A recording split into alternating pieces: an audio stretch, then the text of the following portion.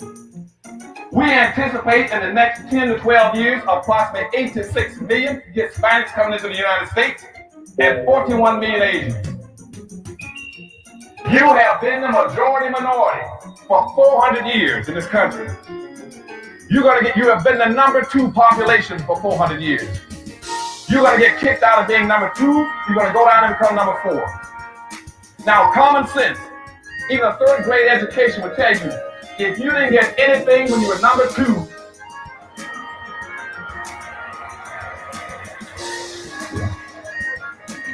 you all jumped ahead of me, but anyway, you can guess what you're gonna get when you become number 4. President Biden, do you support reparations?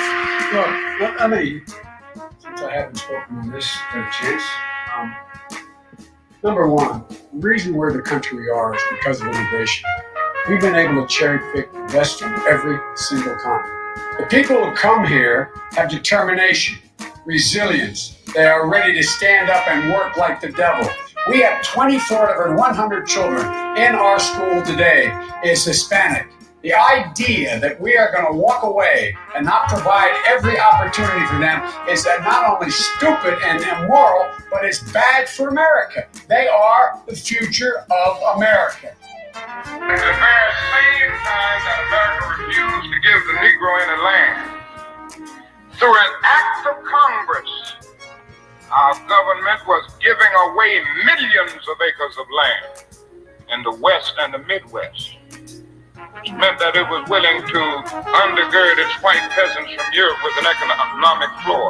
But not only did they give the land, they built land-grant colleges with government money to teach them how to farm. And this is what we are faced with. And this is the reality. Now, when we come to Washington in this campaign, we are coming to get our check. We are owed $104 trillion on the very low end, plus $735 billion recurring. This number does not include the cost of about 50 Black Wall Streets that were decimated, nor compound interest from 2017 when Sean D. Rochester's book, The Black Tax, was published, nor the cost of Black life, nor the cost of living increases, nor the war on drugs, nor the current day pandemic. The number I'm working with is for slavery, Jim Crow, and the crude ongoing systemic racism, oppression, and disadvantage in the country our ancestors built with their lives.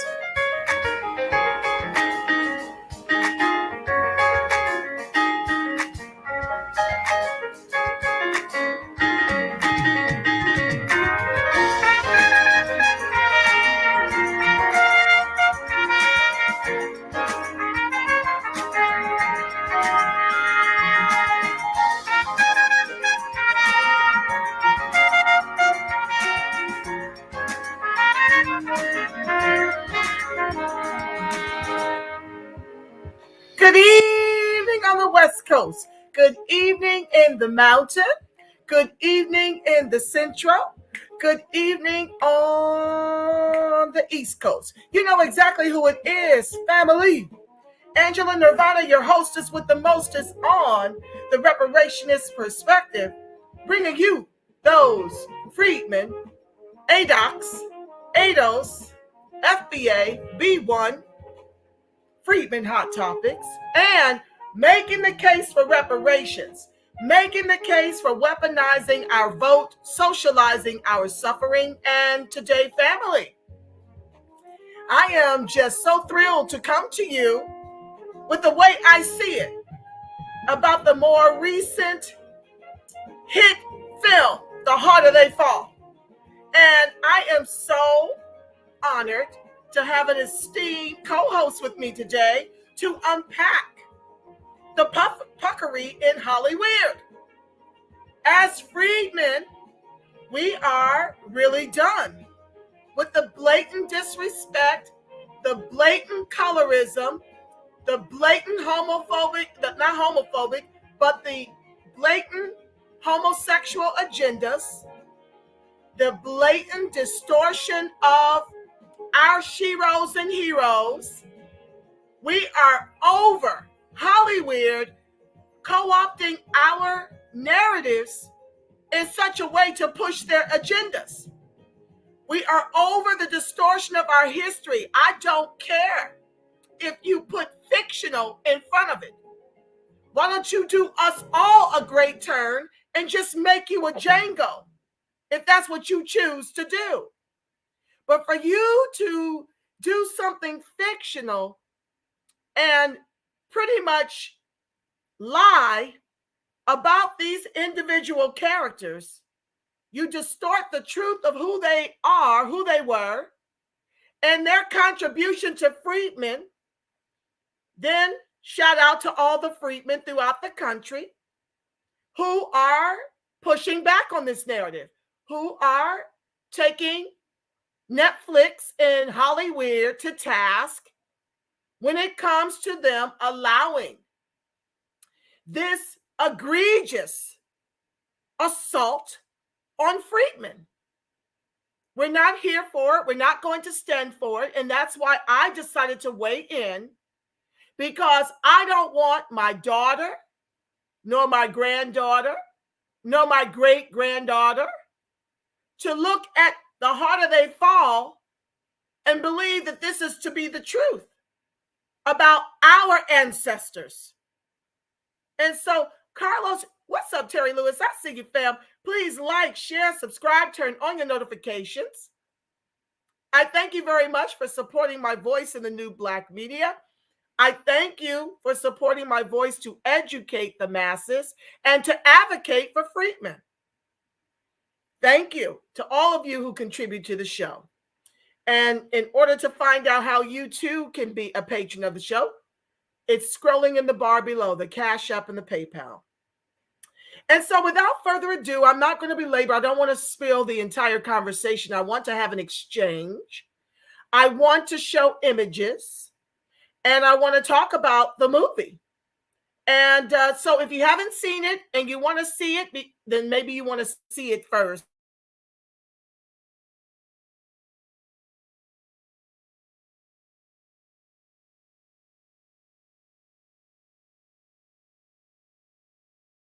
With me, Carlos. Let me see if the Ethernet cable will keep the picture going. Y'all, they are censoring me left, right, and center.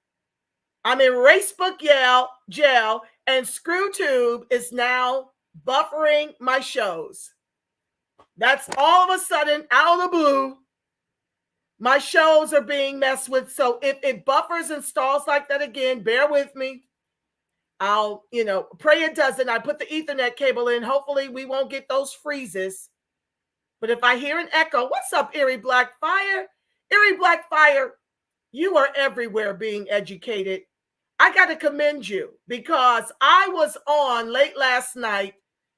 Shirley Huzar, check her out. As a matter of fact, I'm actually going to screen our exchange live. Well, it's going to be a live, but it's going to be streamed through StreamYard. I've got a couple of back-to-back meetings with a couple of orgs I'm working with in this fight for advocacy. Erie Blackfire was on that late night exchange with Shirley Huzar. And I'm just thrilled to see you back over here, my brother. Thank you so much. But I don't even know if I think you're a gentleman. Yes, I think so. It's hard to see your little pixel.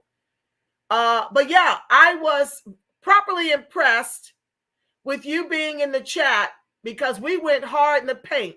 I think by the time we were done, it was around 1 o'clock out here in the morning, like maybe midnight or 1. We went hard, and it was an extraordinary exchange. I will be screening that through my StreamYard. Okay, he's a gentleman. Thank you so much for being here. I will be streaming that particular interview last night. She called me. This is how we do. I called Carlos. I texted him in the Facebook because he had some powerful words to exchange in Racebook about the situation. What's up, Tanya Princess? I see you, fam. Listen, family, if you want to be acknowledged and you want to participate as my co-host in the chat, it's important that you log into ScrewTube and search for the Reparationist Perspective. Okay, that's my channel, and you'll be able to see me live. I can show you love. I can see you when you chat. But if you're screening from Facebook or Twitter, I can't see that. But without further ado, it was 5 a.m. Erie Blackfire. Oh my God. And he was on. We were on there for a few hours, I know. He was there the whole exchange. I swear, I think she had about 50 people watching at that godforsaken hour.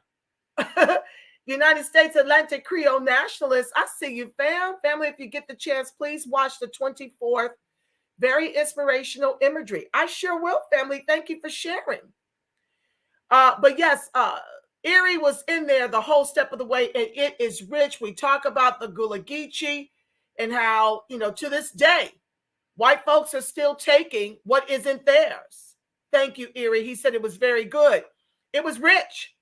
We talked about the Freedmen's Bureau Bank. We talked about how Ancestry.com is now, allowing you to trace your genealogy through them for free.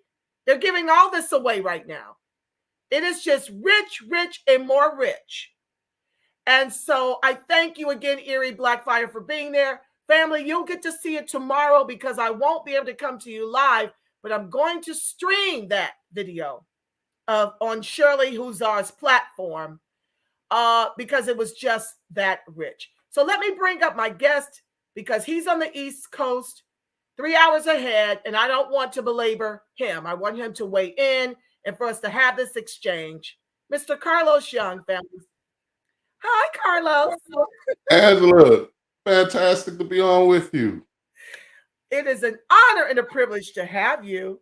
You're welcome, Erie. He says, thank you for the knowledge. You're welcome. And thank you for wanting to learn. Thank you for wanting and seeking the education. And I thank all of you for tuning in because of all the places you could be in social media, you decide to rock and roll with the Reparationist Perspective. And I want you to understand that your presence and your exchange is greatly appreciated from the bottom of my heart. And like I was saying, Mr. Carlos was really making some very poignant points in the race book about this very issue of being erased. We're being erased. And people want to just say it's just a movie. I'm here to tell you, oh, Demetrius, I see you, fam. Thank you for the Cash App. God bless you. I received that blessing. Thank you. And I return it to you a millionfold, family. That's very generous. Anywho, like I was saying, you guys have to understand that what's happening right now is an erasure of our people. Before immigration, we were at least half the population. We are now down to 12%. And there are agendas out here to guarantee that we are extincted to as few in number as the Indians. It's called the preschool to prison pipeline. It's called robbing our communities of resources. So you got black on black crimes and murders happening. You've got gentrification happening. We're the highest rates of unemployment, underemployed, homeless in the country. We've been redlined into environmentally racist communities in tenement housing. We have very, very few, if any, executives in corporate. Our affirmative action has been co-opted by white women, white men through LGBTQIA, and immigrants. We have no social capital at the table because when you're looking at people in senior positions in these corporations with 3Ks, they're by and large Black immigrants who don't mind earning 300 or more greater times than you. They don't mind being that much more liquid than you. They don't mind our people, freedmen, being the anchor of this country with 3Ks, capitalism with 3Ks. And that is absolutely what is happening. So please stop this nonsense about it's just a movie. This is set up. We are being set up to be erased and replaced. And it's already happening in real time. And we continue to show up to the polls to vote blue no matter damn who to our people's peril. I tell you all the time, our national median income during the pandemic is $30,000 with a national median home price of around $380,000. What Barack Obama did was cost us about 50% of our wealth during his tenure, and Biden is here to wipe us completely off the boards. And so I don't take it lightly when you misrepresent our contribution to this country and the wealth that many immigrants and many white folks eat from. You know, the wealth that is now blood money for the immigrants. And it is how you've got this huge egregious racial wealth gap. That's blood money because the white folks killed us and stole all of our wealth. We've been legislated down here. We are not on the bottom because we're lazy, no good, no count, don't want to work, don't want nothing for our kids. And any immigrant that tries to spin that narrative is a flat out lie.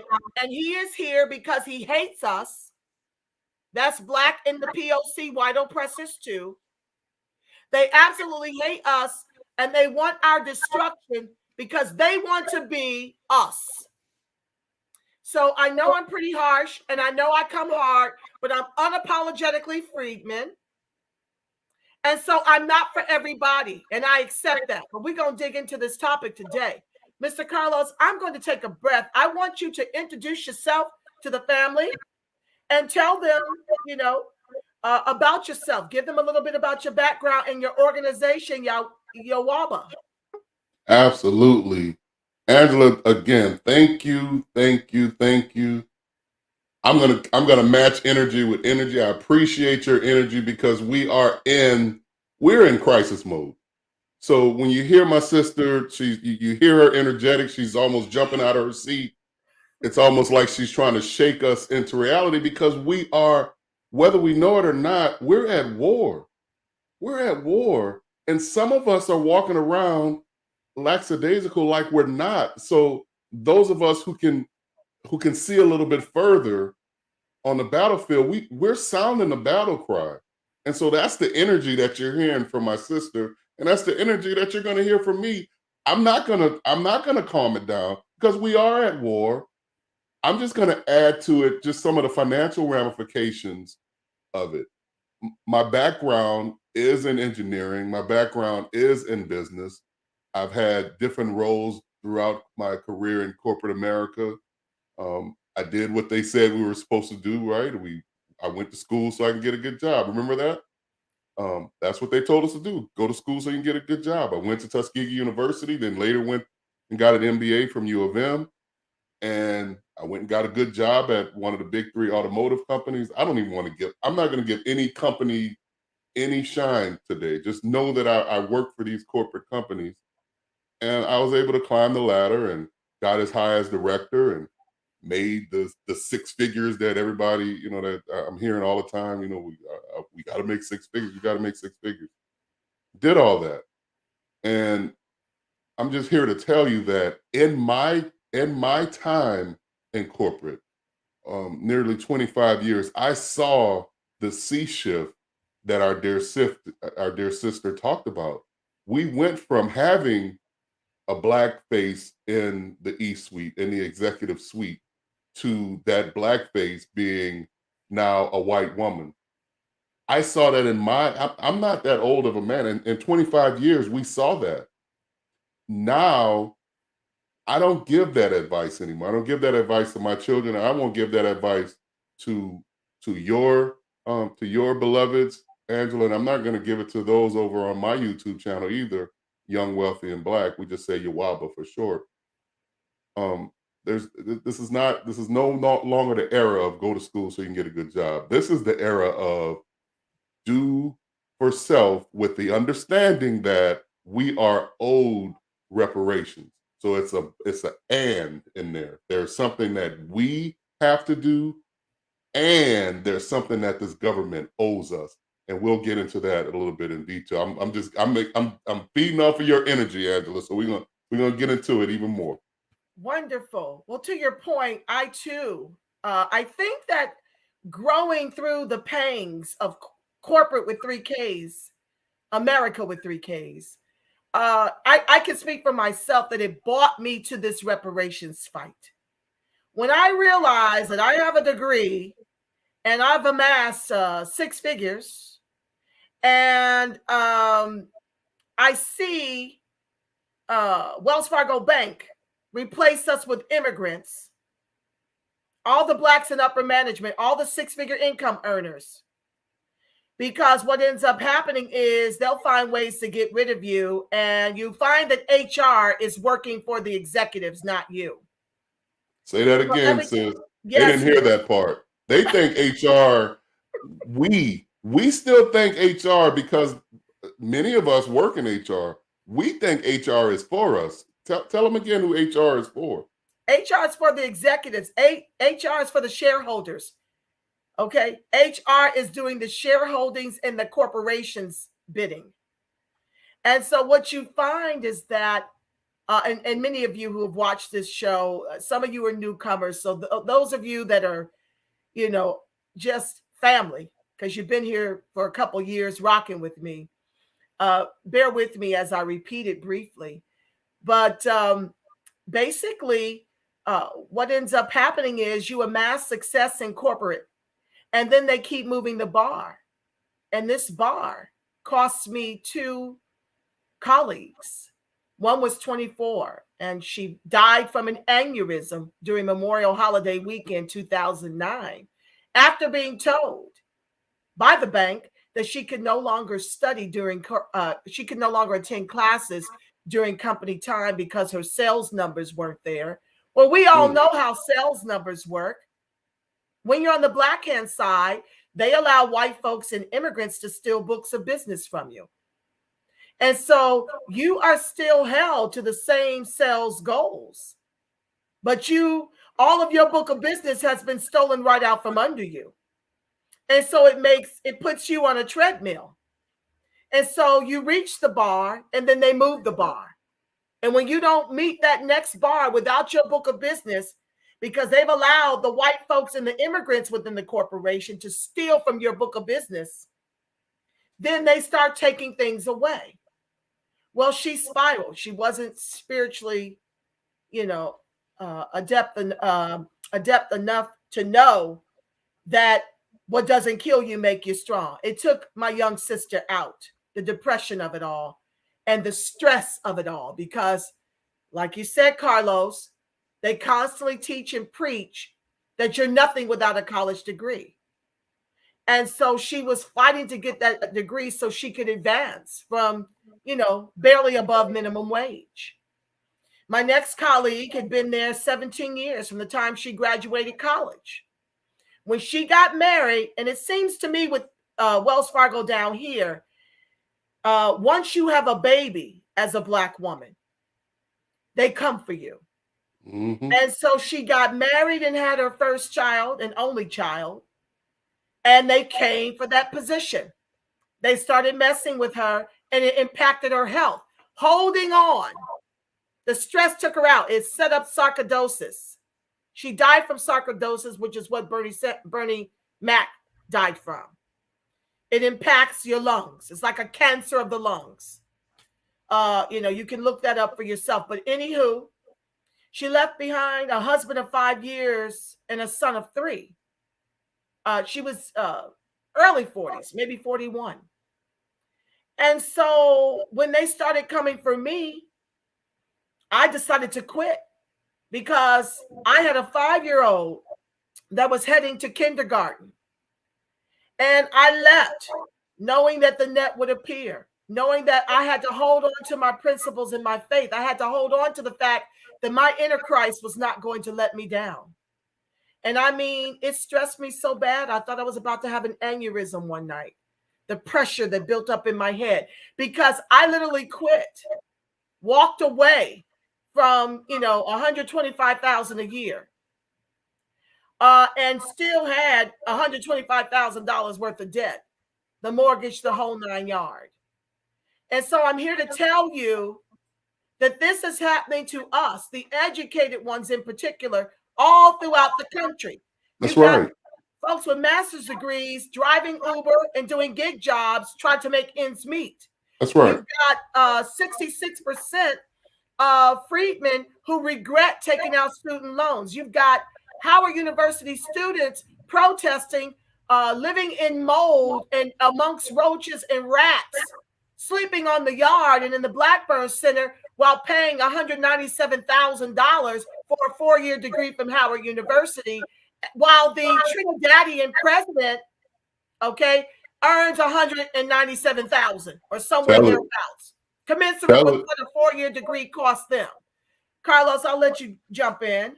Tell it. Listen, sis, we're going to get into the movie part. I love what you're doing, what you're talking about, because the constant refrain from those who didn't understand, there are some who understand, but the constant refrain is, well, you can't get basically, you can't get a movie greenlit unless you sell out in this way. And those of us who, okay, I may not have come up through the studio system, but I came up through corporate America and I did not sell out. And there's a cost for not selling out. I had the nerve in corporate America to, once I did attain some level of success, I had the nerve to take some of the first managers to Tuskegee University to recruit. That act alone started this. What my sister's talking about is this term called being managed out. So the cowards, they're too cowardly. She gave the example of our two beloved sisters that were managed out, and then Angela was also managed out. They're too cowardly to come at you directly. What they'll do is they'll make it very hard for you in the work situation. It's harassment, really. And why did I get harassed? Well, I got harassed because I had the nerve to go back and hire Black people. And as a hiring manager, just so you know, because we're going to get into what Hollywood does not do for Black people. So, but what Angela and I are talking about is what we in corporate America, same as our ancestors before, what we have done. We have toiled and we have fought for freedmen. I hired Black people. I hired ADOS and I hired non-ADOS Black people. And so my team actually looked really diverse, but on a 12-person team, 4 to 5 of my teammates were Black.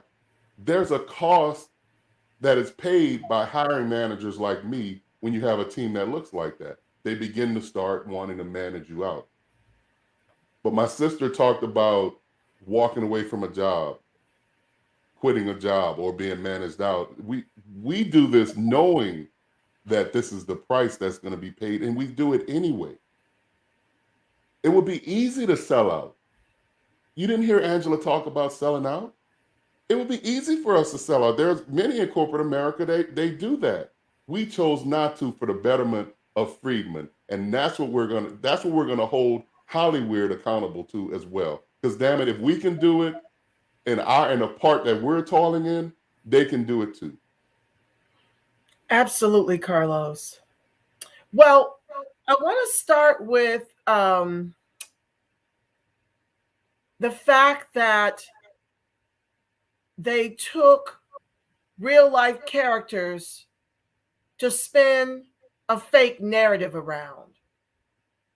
I'd like to start there.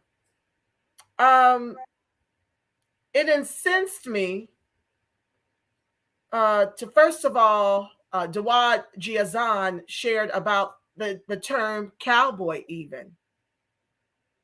And I want to start with just that alone, because the way they presented these characters in this film was so far removed from the reality of the freedman life these particular real life characters lived.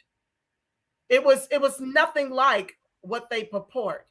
And that's what's problematic to me when you start to name them after real life characters. You could just make yourself a Django.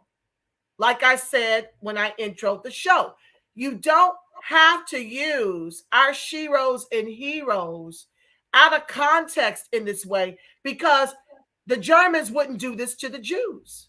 No. The Jews would be up in arms if the Germans made light of the sheroes and heroes of their Holocaust. And it rubs me the wrong way, Carlos and audience, because we're still living our Holocaust. Yes. And even if we weren't, I would never be okay with you taking liberty to distort these characters and their contribution to the wealth that you eat from as immigrant actors and immigrant directors and white writers. This would never be okay for me. Go and make up your story. Go and just even make up the names and fashion them after the characters. But nobody checks in with us, Carlos. Nobody gives a damn about how offensive it is to freedmen whose ancestors built this country with their very lives through heinous chattel slavery. So you got descendants of slave traders and descendants of slave masters running Hollywood and making decisions on how we are depicted without checking in with us. And the sad tragedy of it all is that freedmen, by and large, are asleep to how heinous and how harmful this is to our legacy. They don't get that our legacy is being whitewashed and we are being erased and replaced. Carlos, I'll let you jump in while I Couple things there. some of my stuff that I want to share. Yep, couple things. The genre that, so to the Western, this Western, the harder they fall. The Western falls into a category called historical fiction. It's historical because they chose, as Angela said, to use our freedmen brothers and sisters as the principals in this story. When you do this, you have a responsibility as a writer, as a creative, to at least get the intent of these folks' story right. Now, it's fiction, so you have some leeway as a writer, but the intent, the embodiment, who these people are, should still ring true. These writers did none of this. There's a book that I want to recommend. There's no one better today. Dolan Perkins Valdez. This sister is a modern day maestro. The book name it's hard for is me to Winch. see it, family. Could you read it so I can type it in the chat? Yes, it's ma'am. called Winch. It's called Winch. The writer is Dolan Perkins Valdez. This is historical fiction par excellence. She narrates the lives of enslaved women and how they were basically, and she goes through and she explains the term wench. They were made to be what we call today the side pieces of these white enslavers. But these are full-bodied characters. You'll cry, you'll weep, you don't want it to be over, because you're getting into, even though this is historical fiction, but she gives the characters life, and she sets them in the proper historical context. The place where it was in Ohio, this place where the enslavers would take our brothers and our sisters, this place actually existed. None of this was done for this godforsaken movie. And we're around here as freedmen. We're happy because he slapped Chadwick Chadwick Boseman's name on the side of a train. We are getting to the point where we just accept slop for food. This is ridiculous. These people lived full lives. They lived full lives. They were heroic in their living, and they deserve to have their stories told right. And when you take on this particular genre of historical fiction, you have a responsibility as a writer to get the stories right. They did not follow through on their charge. I agree wholeheartedly. And the tragedy of it all is that their stories in and of itself is rich, far richer than the garbage they continue to produce. I mean, rich, rich beyond rich. And yet we continue to applaud this. We continue to support it. We continue to, just applaud for our own erasure in the country of our ancestors. So with that being said, I want to just dig in a little bit to who these characters were. But before I do, Carlos, are you able to explain to them about the Black Cowboy, how the term came about? I want you to also explain to them about what the West was really about. Can you tell them the truth about what that era really was for our freed men and women seeking opportunity? Can you just give them an overview of that? Or Absolutely. I can read it, but I would prefer to hear the nice bass in your voice to talk it through to the audience. Listen, let's look at it historically. What was happening historically when we talk about Westerns, particularly this type of Western, which is what's called a spaghetti Western? You're dealing with the end of the Civil War. You're dealing with the end of enslavement. They never talked about that in this movie. Why is it important? Well, it's important because we are just attaining our freedom. And freedom ain't free, y'all. You know freedom is not free. So it took people like what came to be called cowboys, which was a derogatory term for these Black men and women who were able to plow the field. They were able to break in horses. They were able to tend to cows and round up cows that were going astray. And all of these types that they came up with, the maneuvers where you jump off of a horse and you wrestle a young cow down to the ground, which now is pervasive in rodeo. We started that. That's why it's important. And this name, so instead of calling them cow men or men of the rest of the West, as the white supremacists would do, they try to come up with a derogatory term, and so they call them cowboys. We are so creative. We're so profoundly great. We just knocked that off of our shoulders, and we embraced the term, and then they wanted it back. So then you have a whole genre. Hollywood created a whole movie genre of the Western, and based on the cowboy.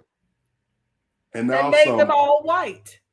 And made them all white. And now some 100 years later, there have been some other movies with Black cowboys, but this one, now you say, okay, we're going to make a Black cowboy movie, but you make it so empty as to, it might as well, I mean, you basically whitewash the lives of all of these freedmen, and it's not right. But that's the history. We're coming out of the Civil War, and well, think about it. When you read Booker T. Washington's Up From Slavery, we were agrarian. We knew how to till the soil. We knew how to be what became cowboys. So it was no surprise that we were fantastic at it.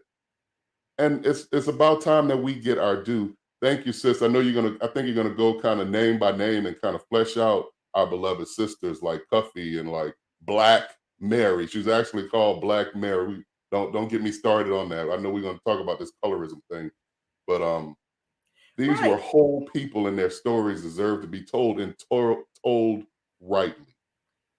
Yes. They have earned that respect. They built the wealth these immigrants and white folks eat from, while their descendants get legislated to the bottom of the Titanic as the anchor of this country's capitalism. So I want to, at the same time, I want to try to share some images. So let me see here. Let me share the screen as I talk about them.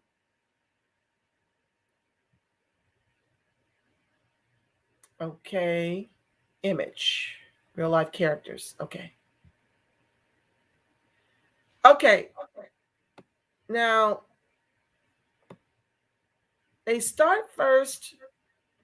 I don't know how to make this large. Let's see if I can. Okay, it's a fictional story, they want to keep saying. The Harder They Fall director addresses colorism backlash over Zazie Beetz portraying Stagecoach Mary. I'm not really going to dig into him trying to defend the puckery. I just want to basically show the colorism, show why this is problematic.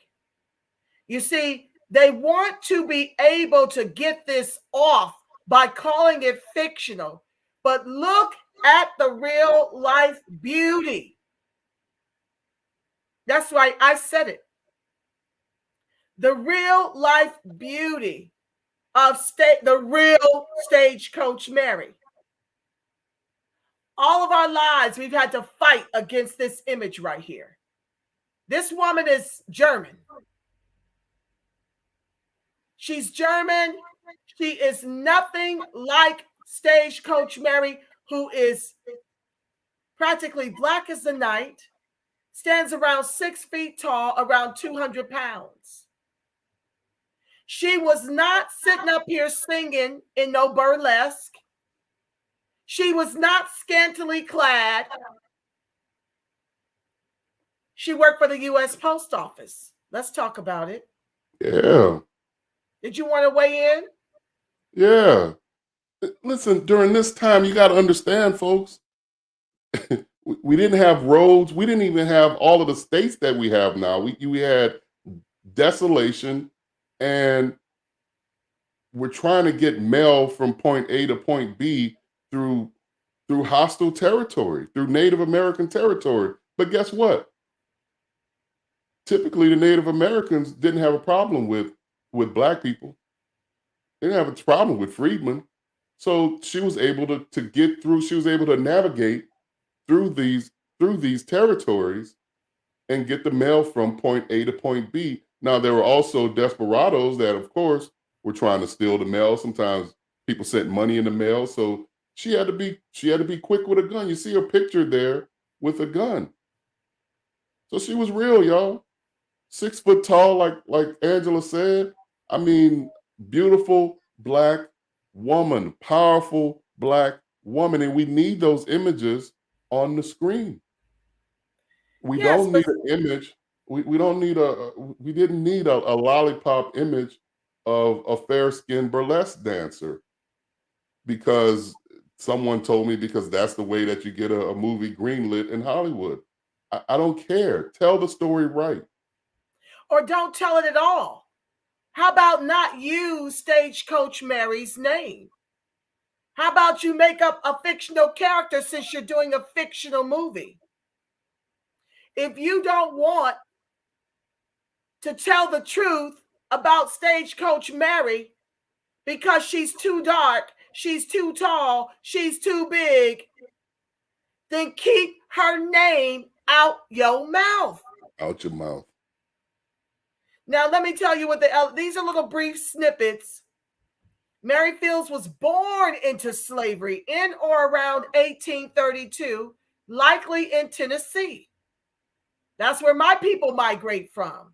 Tennessee and Kentucky is where my ancestors built wealth that the immigrants and white folks eat from. Newly freed after the Civil War ended, she headed north and landed at a convent in Toledo, Ohio, where she found work as a groundskeeper. In 1885, she headed to Montana and began working at a new convent. But her gruff manner constantly landed her in trouble. Carlos, that sounds familiar. That's right. She got managed out the convent. Yeah. Not only that, I get this a lot. She's too loud. She's too angry. She's too this. She's too that. Right. And what are you supposed to do? Like, what are you just supposed to just keep accepting the slop? You're supposed to accept the slop. You're supposed to go to the gas chamber and sit quietly and not disturb the neighbor next to you who's also about to die. That's the part. You're gonna reach a negative fate even if you're quiet and docile. They don't care about docility. I mean, look at Dr. King was nonviolent, and look what they did to him. Exactly. Let me pick up. I don't want to keep you long. I can't believe it. I ain't even really got started good. You can jump off when you have to go, Carlos. Come on with it. The hard-drinking, quick-shooting Fields, who had a penchant for men's clothing and stood at an imposing 6 feet, was fired after she nearly got into a gunfight with a janitor. In 1895, Fields was contracted by the U.S. Post Office Department to become a mail carrier, the first Black woman and just the second woman to ever do so. She was nicknamed Stagecoach Mary, in acknowledgement of her ability to protect the mail from thieves and bandits. She held the position for 8 years before her death in December 1914. So I ask you, what part of this was what this Bayette's character portrayed? And the reality of it, go for it, my brother. I like what you said. If you can't tell the story right, then don't tell it. They could have used someone else's name. But if you're gonna tell the story of Stagecoach Mary, then flesh her story in. Make her a whole person. This woman lived a whole life, and she wasn't no darn burlesque dancer. Yeah. She was out here to survive. Now let's go next to the next one on the roster. Here's Lakeith Stansfield's character. Oh, where's his image? Yeah, this is the image. That's another one. It's just flat out wrong. If you're going to do a fictional movie, use fictional characters. I'm trying to find Cherokee Bill. That was played by Lakeith Stansfield. Okay, but it doesn't appear to be here. Like I thought. I had asked this thing to give me the images. There you go. I think you that's saw it. Is that it right there on the horse? On the horse. Oh, I think you're lagging. Let me just image of Cherokee Bill. Because I can't seem to do it this way. Okay, let's find a good image of Cherokee Bill. Okay.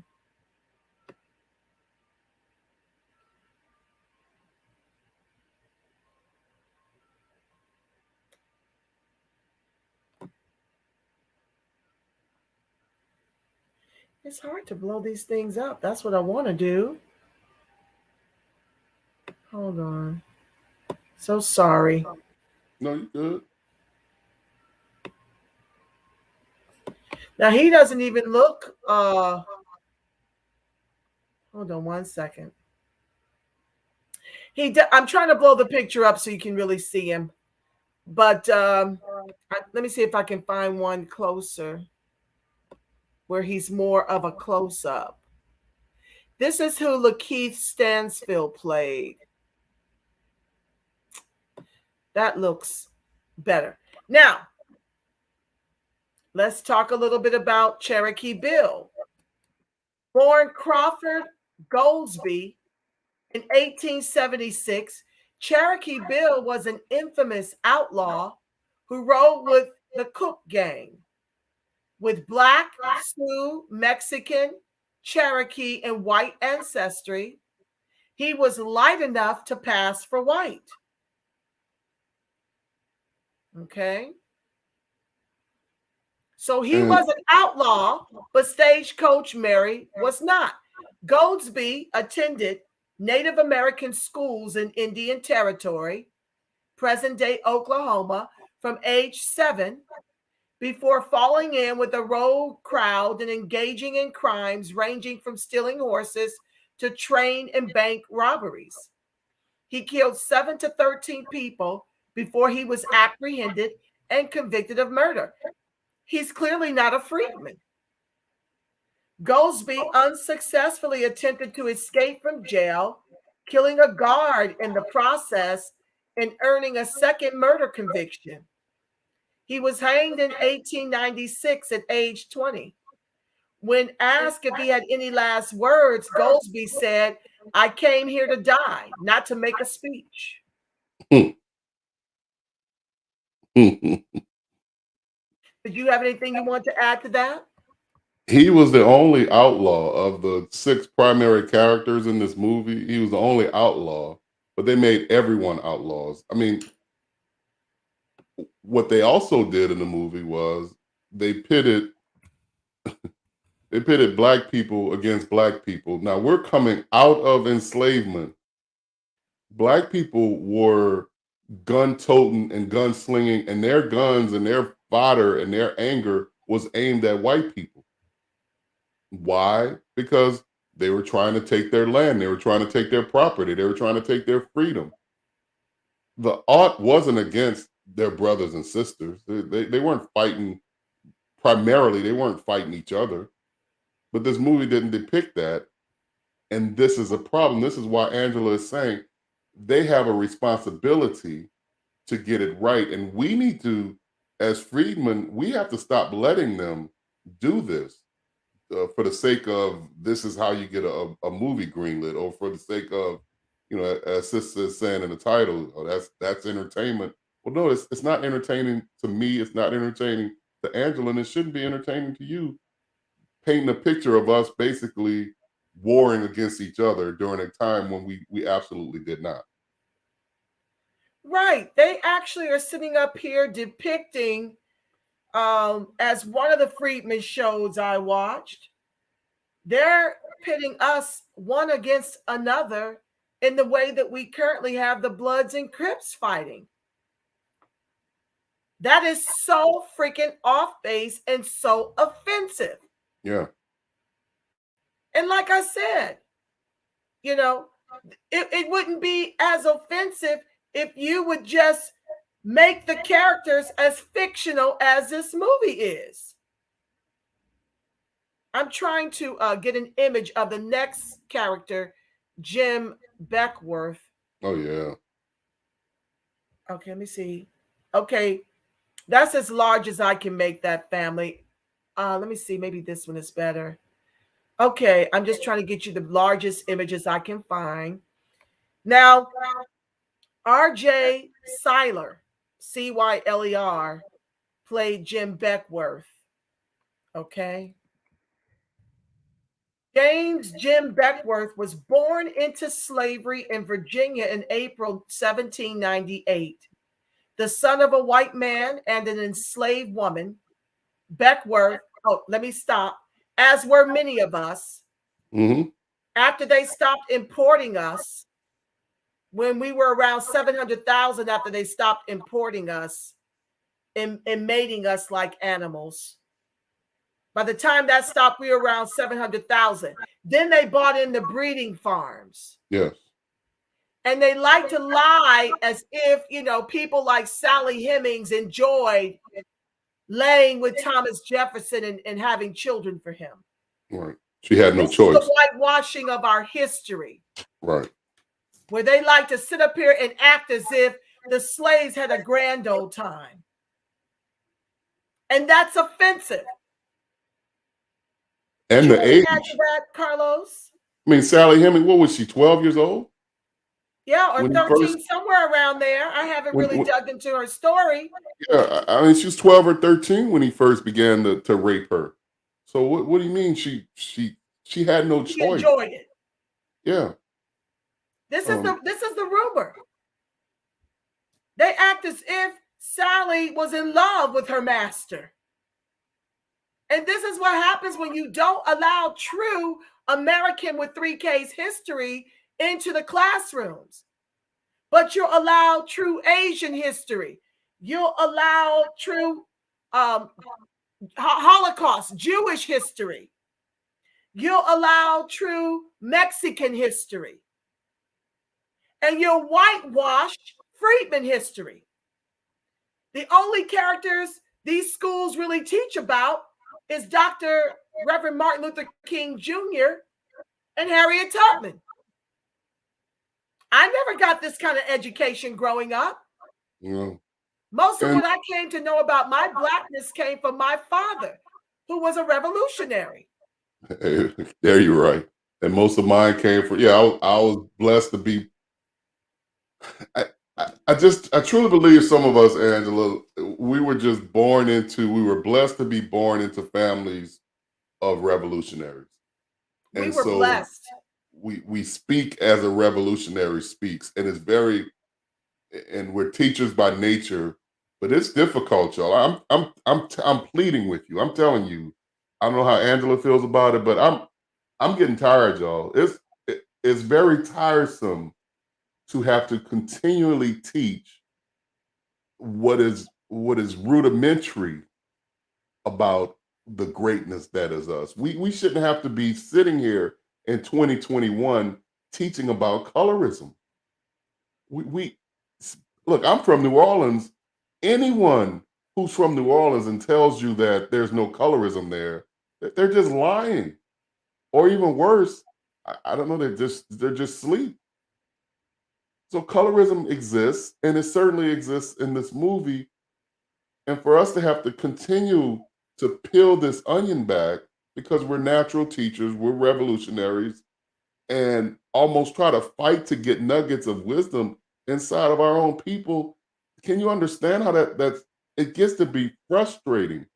Stevie Wonder wrote this song called 10,000, Heaven is 10 zillion light years away. And his constant refrain in this movie is he gets to a line where he says, "Why must my color black make me a lesser man?" And then he says, and he's constantly saying, people mock him and they say, "Where is your God?" But I tell them, I say it's taken them so long because we've got so far to come. I always thought that line that it says, "Why must my color black make me a lesser man?" I always thought that was from the white gaze, like that was a white person looking at us and thinking less of us. What I'm seeing now is that why do we think so little of ourselves? Why do we allow a Black British man to come here and to pen and direct a movie about our freedmen? You see their beautiful stories that my sister is chronicling to you painstakingly. It takes energy to teach, y'all. She's going through, you hear her going through, showing you pictures, teaching you about our history. All I'm saying, and we're going to continue to do it. We're on the battlefield. We're going to continue to do it. Won't you help us is all I'm saying. Won't you encourage us? Won't you help us? But how can you help us? Well, we have to start collectively. We can't continue to be wantonly illiterate. Now, I'm not talking about illiterate people who are illiterate because they were born to broken homes. They weren't. There's all kind of reasons why folks are illiterate. I'm talking about folks who are wantonly illiterate, meaning you can read and you choose not to read. One, got to read. Two, we have got to stop being ahistorical. What my sister is doing here, painstakingly, is giving us a history lesson. Well, we walk around with these computers all day. We can educate ourselves, and we have to do more of it. We cannot continue to be so darn ahistorical, because when we do, people come into our home, the United States of America that we built. They come into our home and they tell our stories wrongly. And then because we have been wantonly illiterate, again, I want to make it clear. I'm not talking about our beloved brothers and sisters who, from no fault of their own, they weren't able to learn to read and write. That's not what I'm talking about. I'm talking about us who can read, who won't pick up a damn book. One, and two, just being ahistorical, won't research. Research what I'm saying, research what Angela's saying, so that you'll know for yourself. And then when we when we learn the true nature, the greatness, the grandeur of what it is to be freedman, ADOS, Black in America, then we won't allow people to come and tell our stories, and we call it entertainment.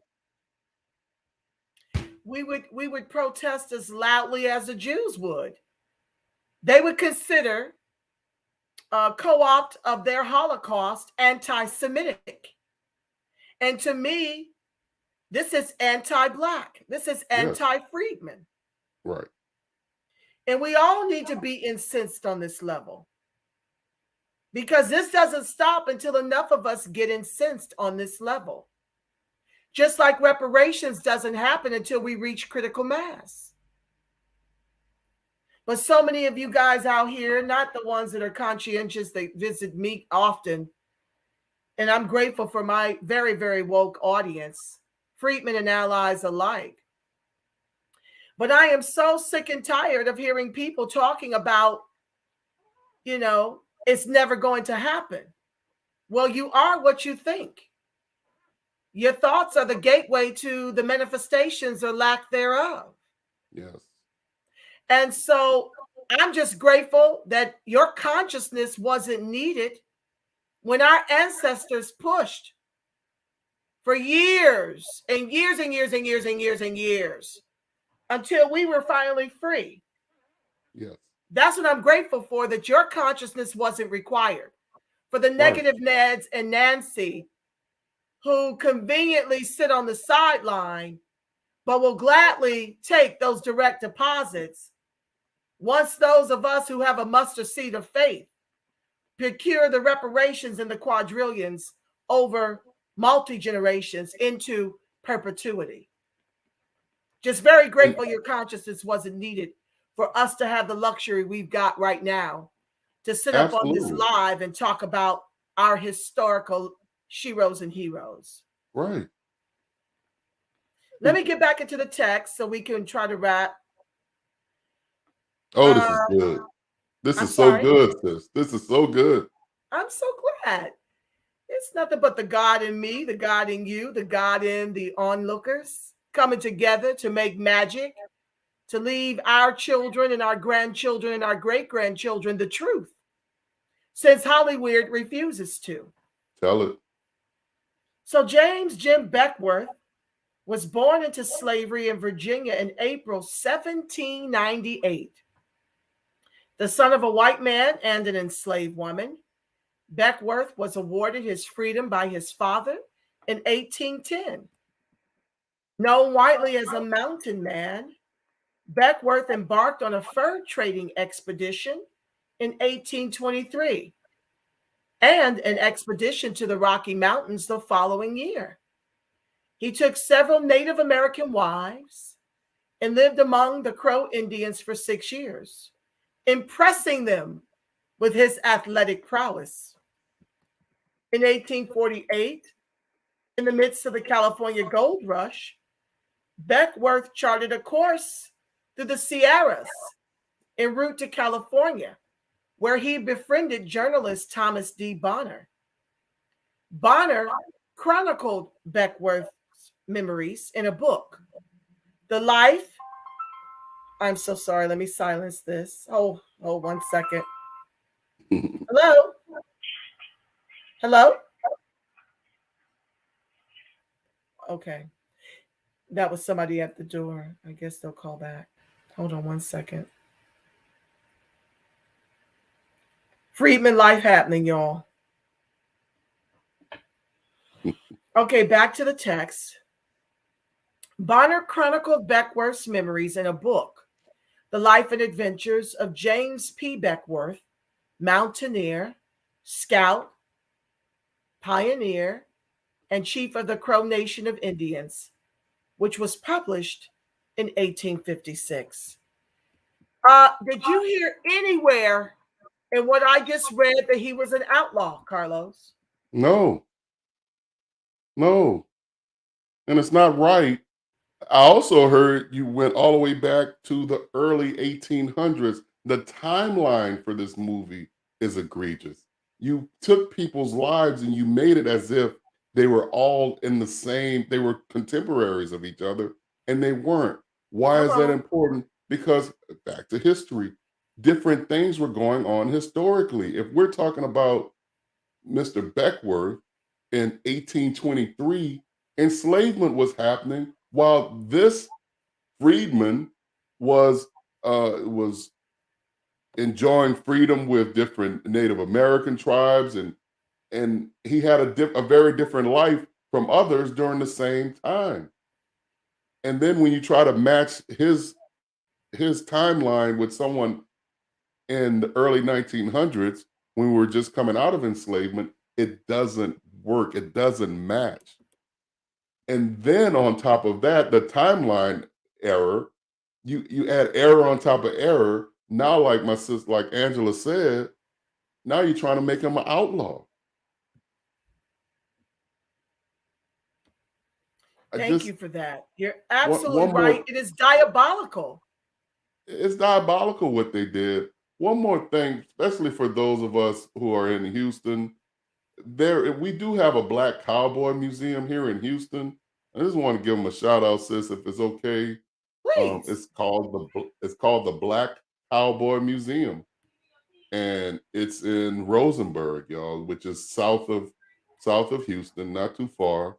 But it's Black owned, and it's owned by a Black cowboy himself. He used to be in rodeos and things like that, but he's spending his life work with making sure that these stories, like what my sister just talked about Beckworth, and now she's going to talk about Bill Pickett. Those of us in Houston, we're lucky, and if you're traveling to Houston, make sure you go to the Black Cowboy Museum in Rosenberg. You said it's Rosenberg, Rosenburg? Berg. Okay. Mm-hmm. Wonderful. The Black Cowboy Museum. Our stories are there because I've heard folks say, Angela, that how can they tell the story and we need to write. I mean, always putting it back on the freedmen. We need to write our stories. We folks need to do. As if we're lazy and we haven't written our stories. We have written our stories. There's a whole museum that these showrunners could have gone to learn about the history of these people. It's not hidden. They just chose not to. Absolutely. And when you've been neutralized economically, Hollywood can put your sheroes and heroes out to the masses any way they deem appropriate or inappropriate, rather. That's right. This is the kind of films that each of these little short snippets that I've read you is enough to make for a very engaging full-length feature film individually. Absolutely. Absolutely. And you know, sis, look, I don't know. Maybe you can, I think you spent some time in that. Maybe you have in that. Have you spent time in that, like Hollywood world and at all, like broadcasting or anything like that? You have such a good broadcasting voice, is what I'm asking. Oh, thank you. I actually, after getting my degree in finance, I actually went back to my first love of performing. And I was cast in a starring role in a national tour on the Chitlin circuit. That took me east to New York. And then I studied with the London Classical Theatre School. I studied Shakespeare with them.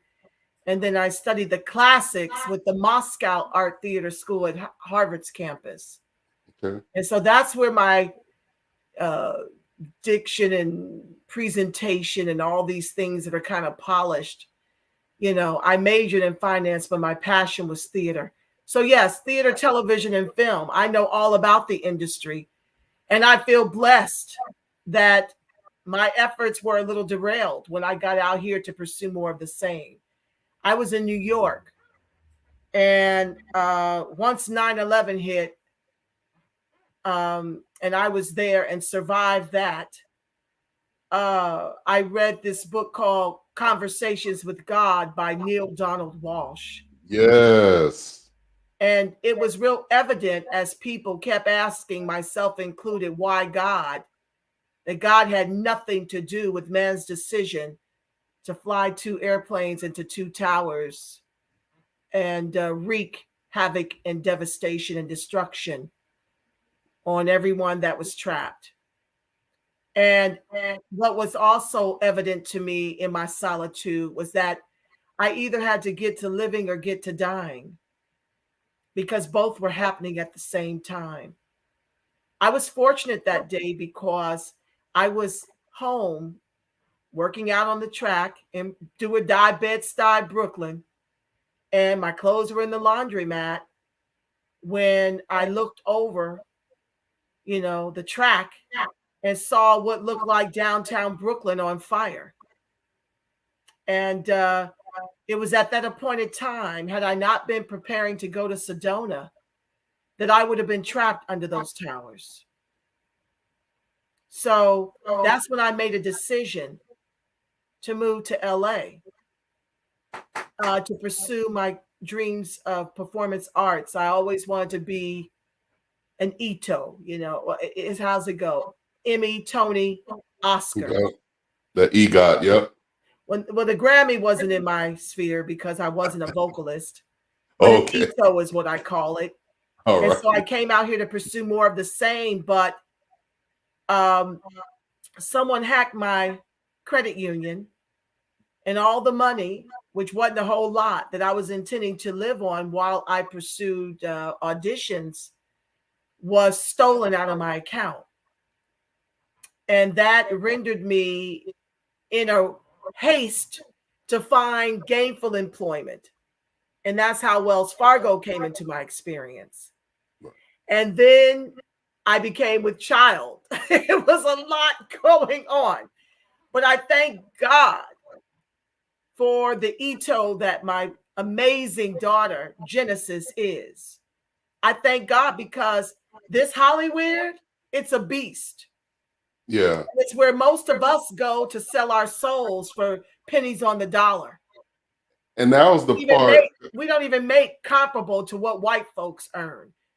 And now they're importing the Black immigrants to replace us in every industry throughout the country, but Yes. especially in Hollywood, because they'll do simple shit like this and destroy our legacy and our contribution and shit on our sheroes and heroes. Excuse me for you got being to so colorful with my language, but I tell it like I feel it. I speak French. I'm from New Orleans. This is like I spitting speak on French my too. grave. I was saying I'm from New Orleans. I speak French too. Yeah, This to me is spitting on the graves of these beautiful ancestors. And I'm an empath at the same time. So that's a lethal combination when you are a revolutionary in the fight for freedmen, reparations, and the quadrillions. Hence this platform to educate the masses and to advocate for freedmen. And it's with your support that I'm able to do so. And I'm seeking to do more of it full time. But yeah, to your question, Carlos, yeah, I Yeah, know you all got too well. you got to the question and the question behind the question. The question behind the question was what is going on in Hollywood? Because I keep hearing you got to do this to get a movie greenlit. You got to do this to get a movie greenlit. And I know so many creative people that are writing stories the right way, that are uh doing things the right way in their art, and their art is not getting out there. And so it's not surprising to me that there's a systematic reason that their art is being suppressed so that this crap can get out. Well, I'll tell you what's happening in Hollywood is what's happening all over throughout the country. We're being replaced by immigrants, Black ones too. You got people who are very much willing to sell us out, to sell out our lineage, to pretend as if they're true Americans. I watched this video of this Ghanaian ripping the Africans to shred. Now, here you are descending from slave traders. And now you come over here and co-opt our affirmative action to, replace us. So you've got a lot of Black and POC white supremacists, not all, but enough to keep us oppressed, to keep our stories oppressed, to keep the trash rap lyrics out there so that it drives a conscious rap underground. We're being driven underground and we're being set up to be extincted to as few in numbers as the Indians. And Hollywood, the government, and the corporate mainstream media with 3Ks are all complicit. They hear us. They heard us when Cynthia Erivo, who calls us a kata, played our Shiro Harriet Tubman. They heard us. They had to show up to different symposiums because we were pushing back really hard on that. Yep. We were boycotting and protesting and making much fuss over our legacy being played by us and for it to not stray from the truth. That's right. They literally had a Black bountyman murdering Black abolitionist women. Yes. So I'm sick and tired of the bull, and I'm sick and tired of Freedman greenlighting this as if this is okay, as if this is just a movie. No, this is just the erasure of the very people whose ancestors built this country with 3Ks with their lives, enduring the worst heinous chattel slave labor ever known to the free world. That just a movie. That just a movie, just entertainment. It's again, we have to understand our history. We have to understand history. Birth of a Nation was entertainment at one time. And yet this spawned this movie, this crapacious movie about a Black man ravaging a white woman. And it was actually shown in the White House at the time. This movie spawned the KKK. It spawned lynching of our freedmen brothers and sisters because it does what we forget. These images are real. They get into the minds and they get into your bones and they get into your sinew, and you'll actually begin to believe and behave based on what this propaganda tells you. This is not just movies. This is they call it right. This is programming. So social engineering. It's social engineering. It's another word is it's a psyop. It's a big psychological operation that if we don't arm ourselves by listening to people like Angela, listening to people like myself and others. There's other that's on the battlefield as well. But if you keep listening to trash like this movie and like the Harriet movie that they made, or the Zoe Saldana that they did with my beloved sister Nina Simone, I mean, oh my God! If we continue to let this get into our brain cells, then we'll be able to behave exactly like they want us to behave, and that's to be fighting one another in verb and in physical action. That's why we created the Young, Wealthy, and Black Academy. Thank you, sis, for giving me the opportunity to talk about it. You see Yawaba next to my name. I know that, my sister quoted the numbers. All of the socioeconomic stats are against us. And I heard the lead in. That was Dr. Forgetting his Claude name. Anderson. Oh, Dr. Claude Anderson. He's been telling us for years about the economic, the wealth gap. And then I remember my sister talked about the black tax, the book by Sean Rochester, which we've done a series on that. So why Yawaba, Young, Wealthy, and Black Academy? We want us to know that we're going to have to fight on multiple fronts, everybody. So we have to fight for reparations. So we're going to talk about the political. We're going to bring in, oh man, we got a great reparationist that's running in Atlanta. Our sister Johnson, right? Tamara Johnson Shealy. Oh, Tamara Johnson. We got an interview on her. We got to interview my dear brother Philemon, who's running for mayor in Birmingham. These are folks that you may not see in the mainstream, but we need to mainstream them through the tools that we have, like Young, Wealthy, and Black Academy, like the reparationists. And on top of that, on top of the reparations part, we're also going to give some very practical wealth and health, because we believe that health and wealth are synonymous. So we're going to be talking about, of course, we're going to be talking about budgeting. We're going to be talking about building finances. We're going to be talking about leaving money, leaving an inheritance, and things like that. So come over to the Young, Wealthy, and Black Academy YouTube channel when you get a chance. You won't be. Okay, you won't Young, be. Wealthy, and Black Academy. Do you have a website as well? We don't have a website yet, but we're just up on the YouTube now. Okay. And Yeah. how do they find you? What's your channel? So the channel is Young, Wealthy, and Black Academy. Got you.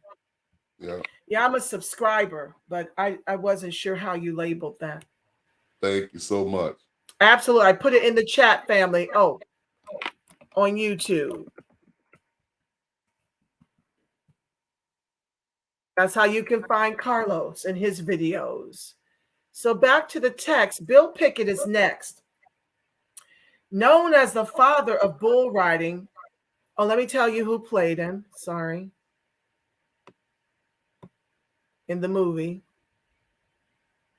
He was played by Eddie, E-D-I is how he spells it, Gathegi. Now that sounds like an immigrant to me. Yes. That sounds African to me. Yeah. But like I said, if Freedman and Hollywierd don't fight for their position, it's not my monkey, not my circus. I got a bigger fight, reparations, which none of them champion that cause because they're paid not to. Ice Cube, shout out to Ice Cube, who got Gavin Newsom to sign in the 11th hour before the bill turned to dust on that AB 3121, which is why shout out to NAS, D, and CJEC for being at that table. We are at the table. We're not going to be on the menu like the other groups throughout the country getting peanuts that, is so mired in red tape and bureaucracy that they can't even cash in on the few peanuts they're being given by the state. So shout out to Ice Cube, because if it weren't for him, we'd be back to the drawing board on that bill. So he's a real one. Yeah. I can't say that about many of the others at all, and that's a tragic and a shame. But known as the father of bull riding, Bill Pickett invented competitive steer wrestling or bulldogging and performed in rodeos throughout North America and Europe. Born William Pickett in 1870, he began work as a ranch hand in lieu of attending the 6th grade.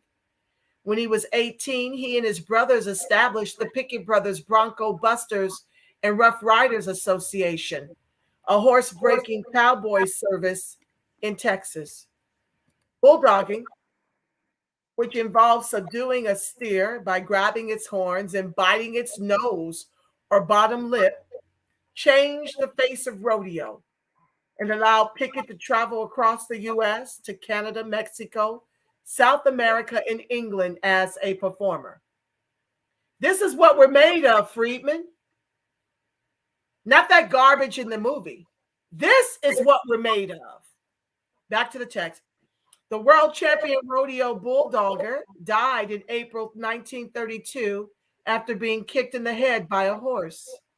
His legacy continues with a traveling rodeo that bears his name, the Bill Pickett Invitational Rodeo. And how dare, isn't there a rap organization called the Rough Riders or something like that, Carlos? You know what? I think that's what DMX called his crew. Yeah, Rough Riders. Yeah. Once again, diabolical. Diabolical. Ahistorical. We don't know our history. We don't know our history. And some of us do, but we don't mind co-opting it for our own agendas. We don't think about the lineage and its preservation. Al Sharpton. Okay. Comes to mind. Did you see him dancing a jig and shit? What is that? Oh, God. Let's go over here. They just disgust me and disappoint me. Okay, so let me go to the next character.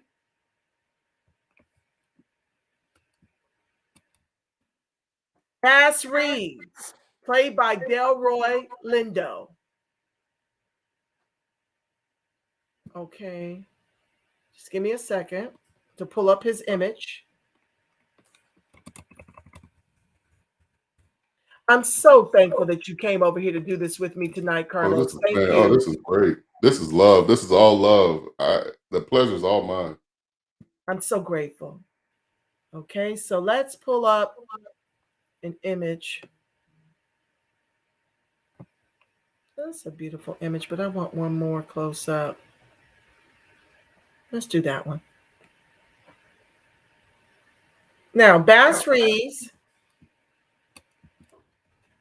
lawman Bass Reeves, is one of the best-known Black historical figures from the Old West. He was the first Black deputy U.S. Marshal west of the Mississippi, and despite being illiterate, managed to memorize the warrants for every suspect he sought to apprehend. Reeves was born into slavery in Arkansas in 1838. He served a stint in the Civil War as a servant and fought in several battles before escaping into Indian Territory as a fugitive slave. While there, he served in the Union's 1st Indian Home Guard Regiment, and in 1875 became U.S. Deputy Marshal in the territory. Reeves' history as a lawman is notoriously colorful. He would often sing softly before going into a gunfight, and once walked 28 miles dressed as a beggar to fool a pair of criminals into letting him stay the night. He was one of the most successful lawmen in American history, arresting more than 3,000 fugitives during his 32-year career. He was let go from the force when Oklahoma was granted statehood in 1907, but worked for the Muskogee Police Department for an additional 2 years before being diagnosed with Bright's disease and dying in 1910. Sis, I mean, he's a bad man. I mean, and we know bad means good. Awesome, awesome lawman deserves to have his story told. As you were speaking, what came into my heart, what came into my mind was, how in those superhero movies, how they may start one way and then a writer or director just takes them and they just take the whole story arc in a whole nother and better direction. That's what we Friedman need to do with this. We need to take this to where this particular movie here is forgotten. And if you're a new playwright or a creative, get in touch with Angela, get in touch with myself, and let's begin to put our own stories on the stage or on the silver screen. Let's work to do that together so that these stories get fleshed out in their totality, and we'll just relieve these other writers, and these other clowns that wrote this movie that we're talking about now. We'll just relieve them of their duties, and we'll show them how to do it the right way. Amen to that. So let's talk about Nat Love. Hold on one second. Because LA Times just stopped at that point. That's why I was reading those little nuggets. Brief bio, Nat Love. Let's look that up. Uh-oh. Okay. You still see the image, right? Yes. Nat Love, 1854 to 1921, African-American champion cowboy known as Deadwood Dick, was famous for his great skill as a range rider and cattle brand reader.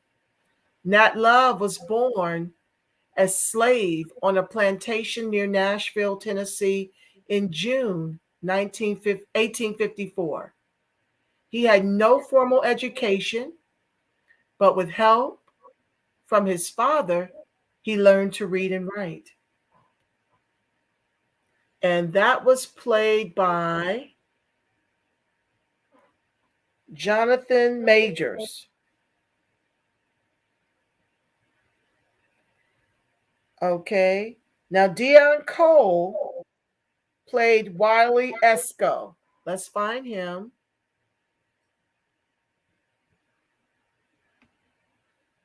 And you can jump in if you have anything to add.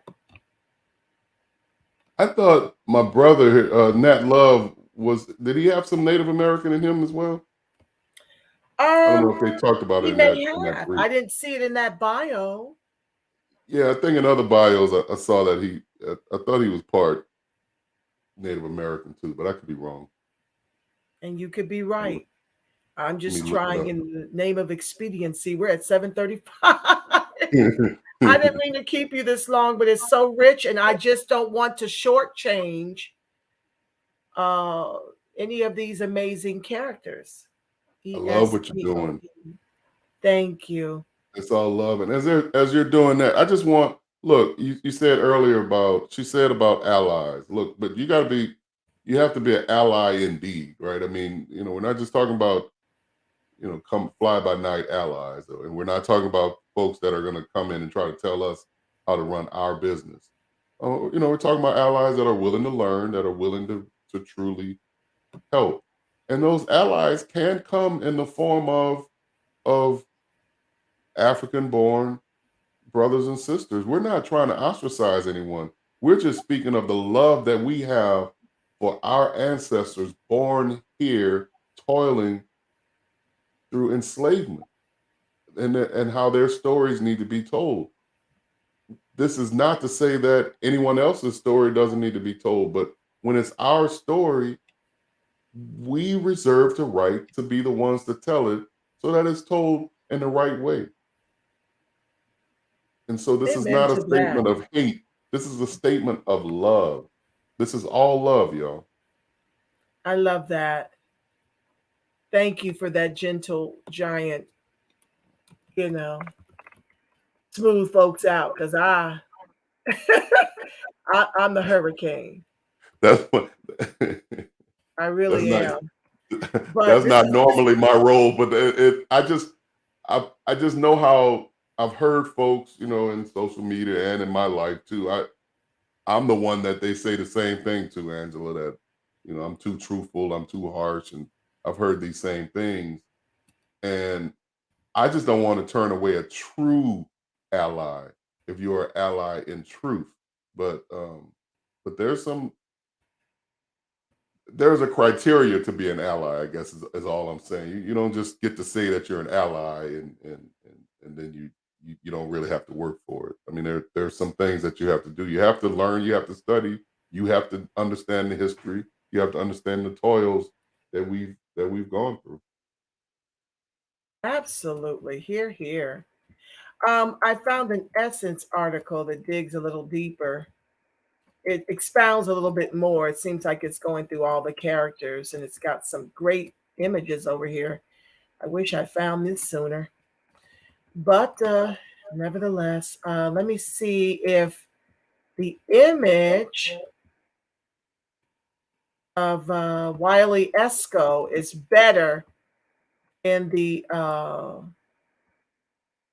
They don't have an image at all. Okay, let me see. I was hoping it was better.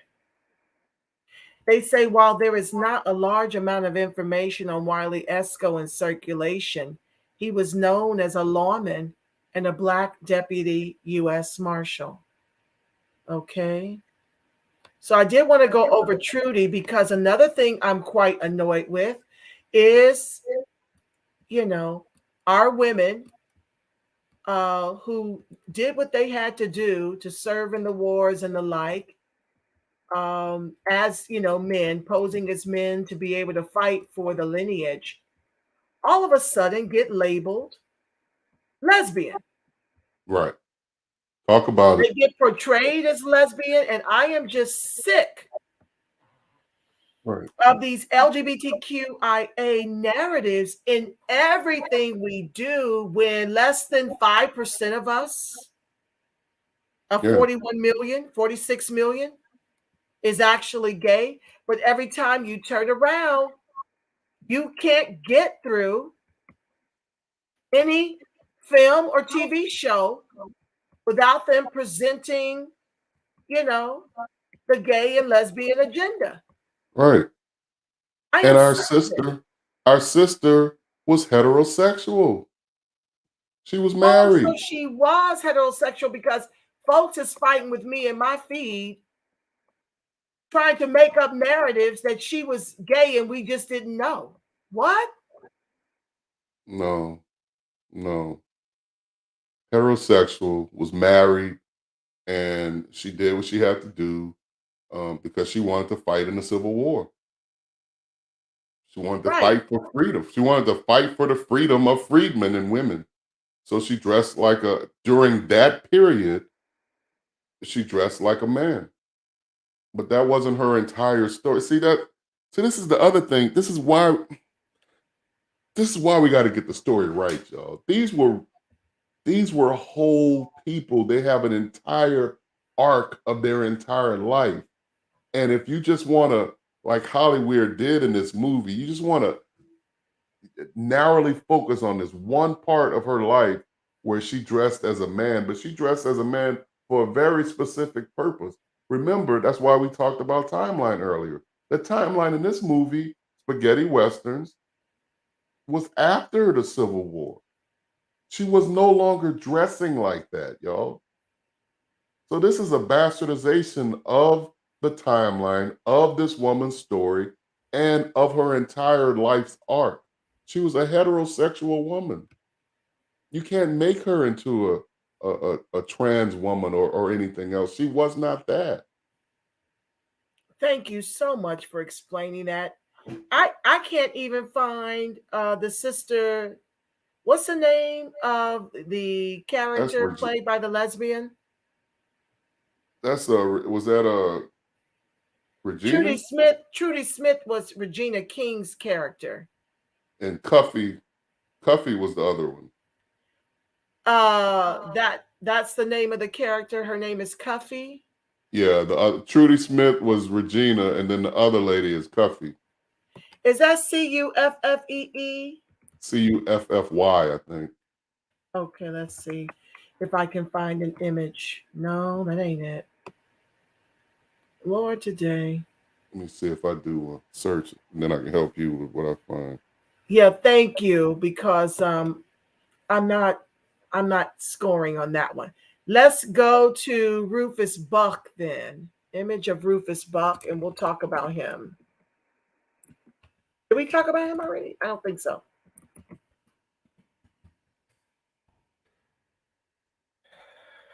Rufus Buck. Let's see. Here's an image. Okay.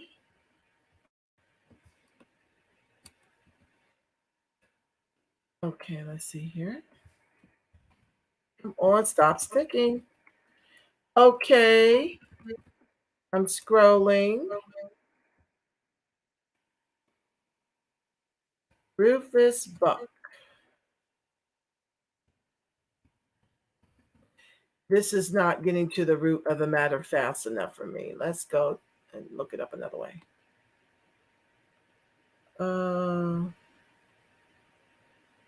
No.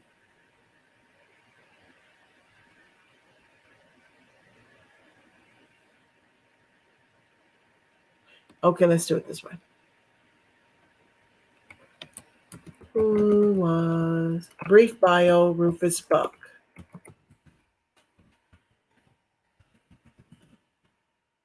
Please like, share, subscribe, turn on your notifications, and thank you for supporting the reparationist perspective. So Rufus Buck was the other outlaw, I think. The Rufus Buck gang was an outlaw, multiracial gang whose members were part African American and part Creek Indian. Their crime spree took place in the Indian Territory of the Arkansas, Oklahoma area from July 30 through August 4th of 1895. Formed by Rufus Buck, the gang consisted also of Lewis Davis, Sam Sampson, Mayoma, July, and Lucky Davis. The gang began building up a small stockpile of weapons while staying in Okmulgee, Oklahoma. After killing U.S. Deputy Marshal John Garrett on July 30, 1895, the gang began holding up various stores and ranches in the Fort Smith area during the next 2 weeks. In one incident, a salesman named Callahan, after being robbed, was offered a chance to escape if he could outrun the gang. When the elderly Callahan successfully escaped, the gang killed his assistant in frustration. At least 2 women victims who were raped by the gang died of their injuries. So I'm trying to get, his life and death. When did he live and, from and to? But it doesn't seem to deal with that. Yeah, it said he died in 1896. His birth was unknown, though.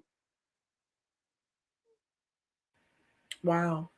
Well, okay, so he could have just taken this film and built it around the Rufus Buck gang and the other gang we mentioned.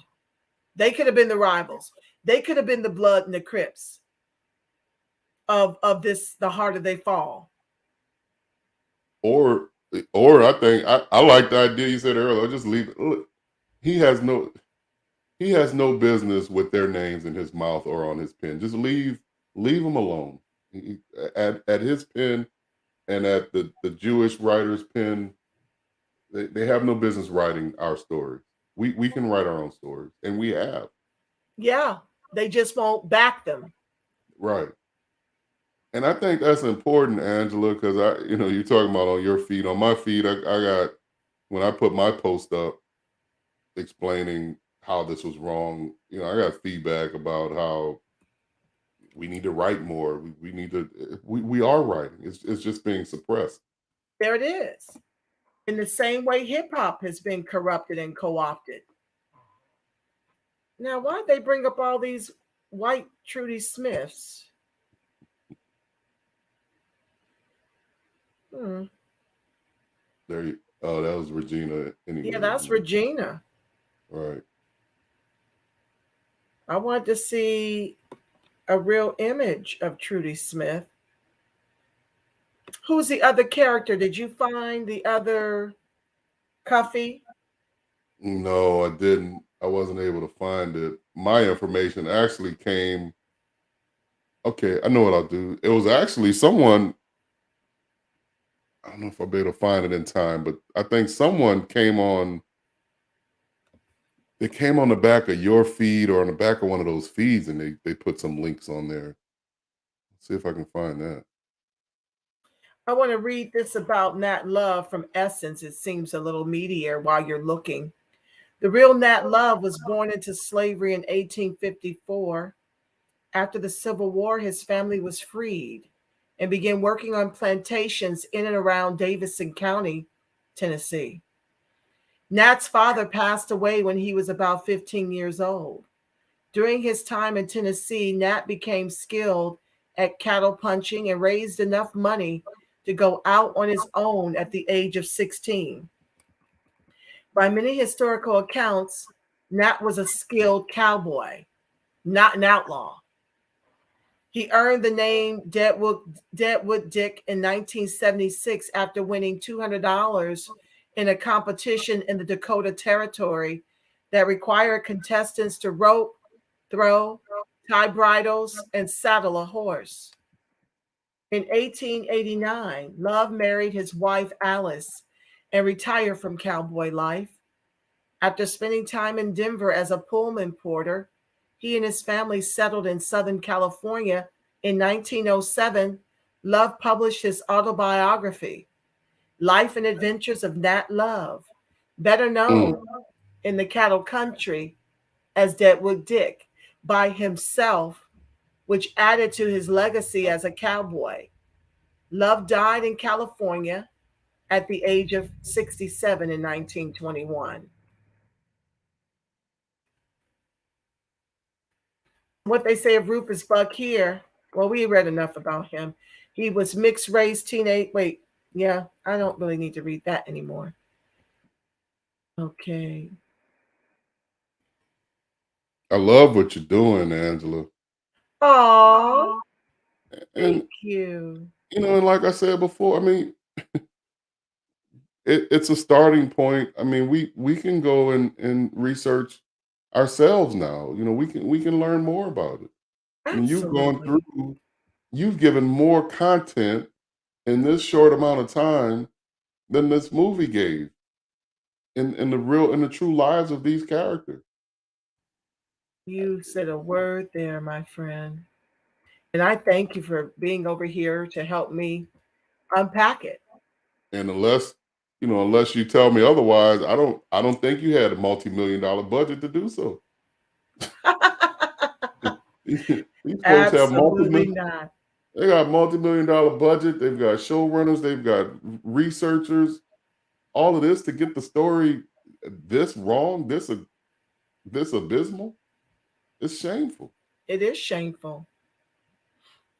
They don't care. So I can't find anything on Cuffy. If I do, I'll share it at another point. Oh, before I forget, family, in my live yesterday on about Travis Scott, I mentioned that a 10-year-old boy died, but that's not true. He's 9 years old. He looks like a freedman. He was on the shoulders of his father, and his father lost consciousness, and the boy was trampled. He's in the ICU, struggling for his very life right now. 9 years old. I don't understand how they were even allowed into the concert under adult age. The youngest that died was 14.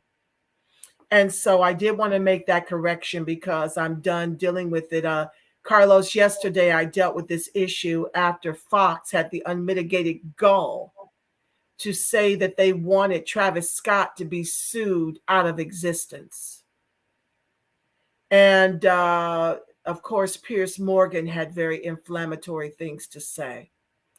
And so I had to shed light, because you're not going to create the Travis Scotts and then blame the Travis Scotts and make him take all the ownership for why we've got Travis Scotts in our community.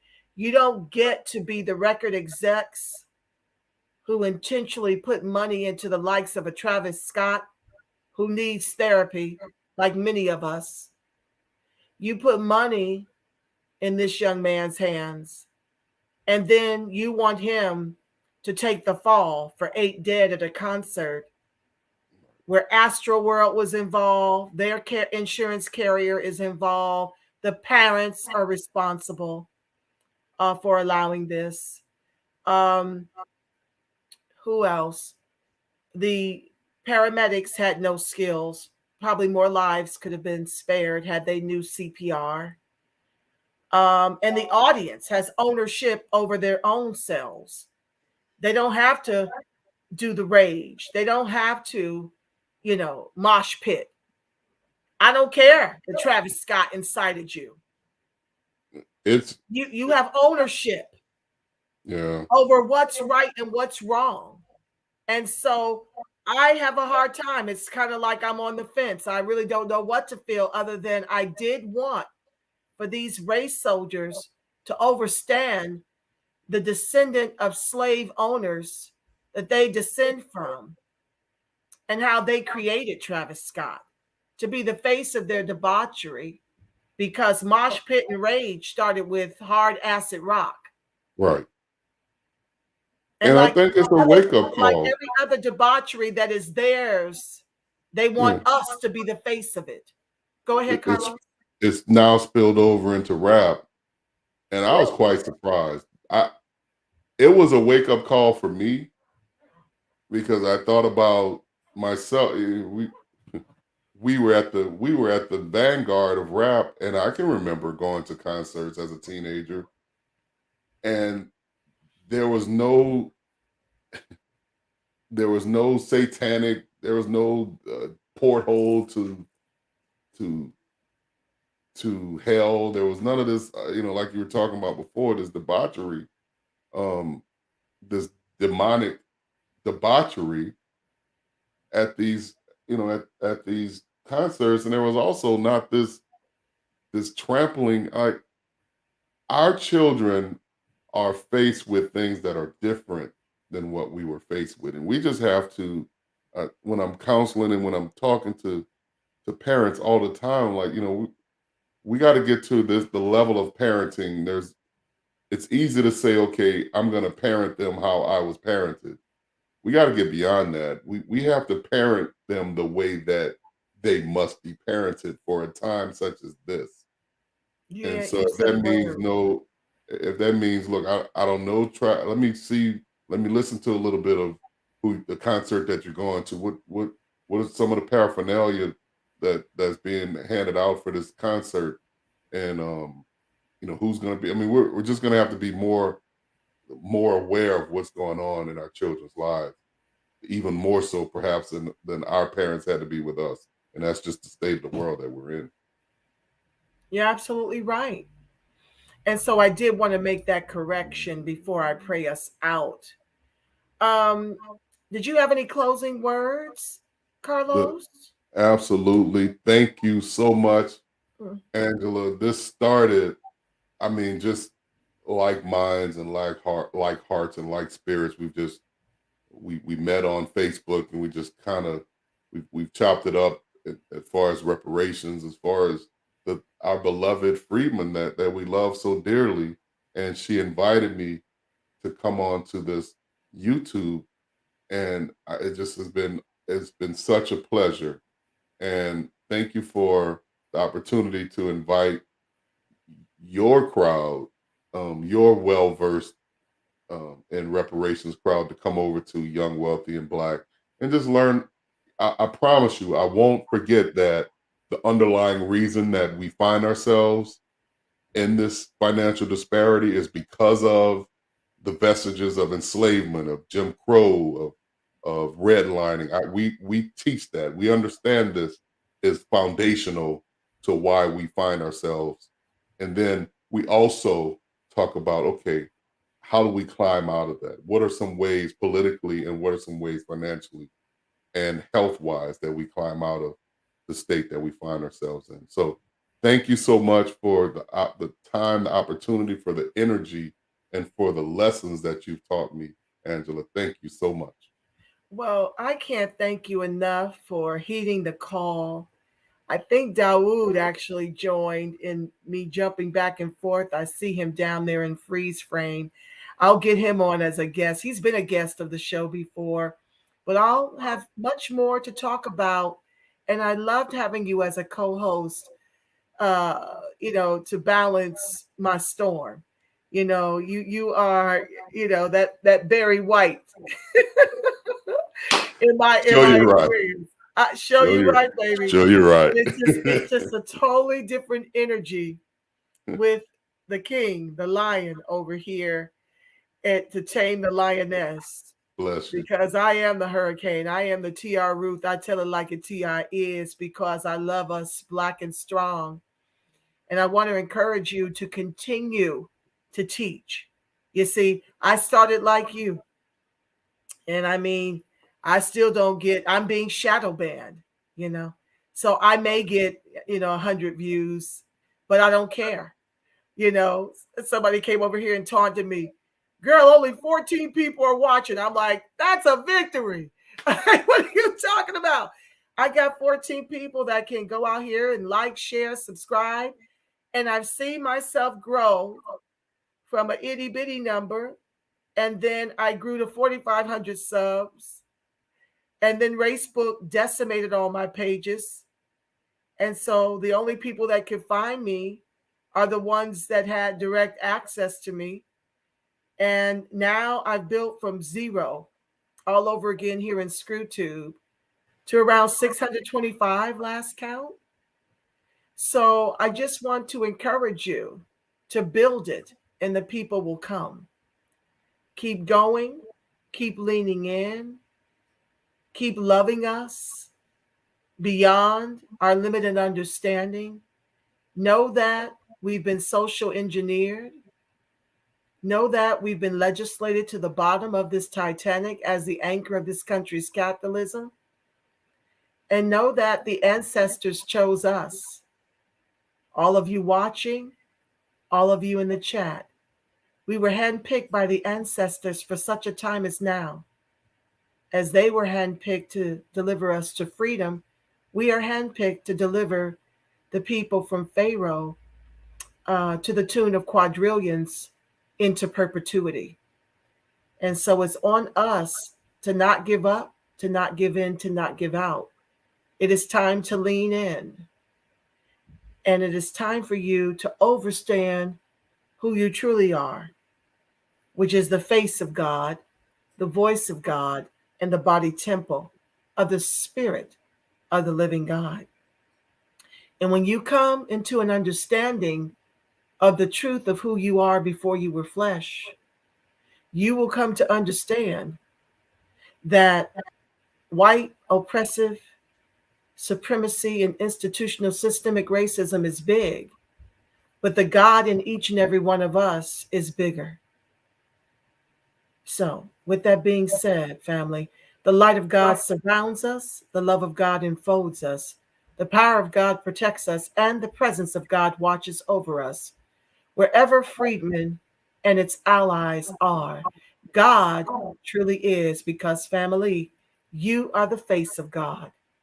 You are the voice of God. You are the body temple of the Spirit of the living God. And with that being said, family, know that I love you black and I love you strong. Until the next time we meet, you make it a beautiful, God-inspired rest of your evening. I'm going to try to come back on Thursday because I'm getting so far behind in all of the news I need to bring you through the lens of the reparationist perspective over here. So stay tuned for the outro, family. Thank you. I'll hold the frame, Carlos. Thank you so much. Let's see. And then we can chat once I put this outro on. I'm going to drop you down.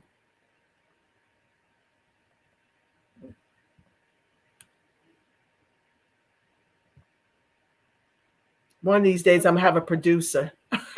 That's right.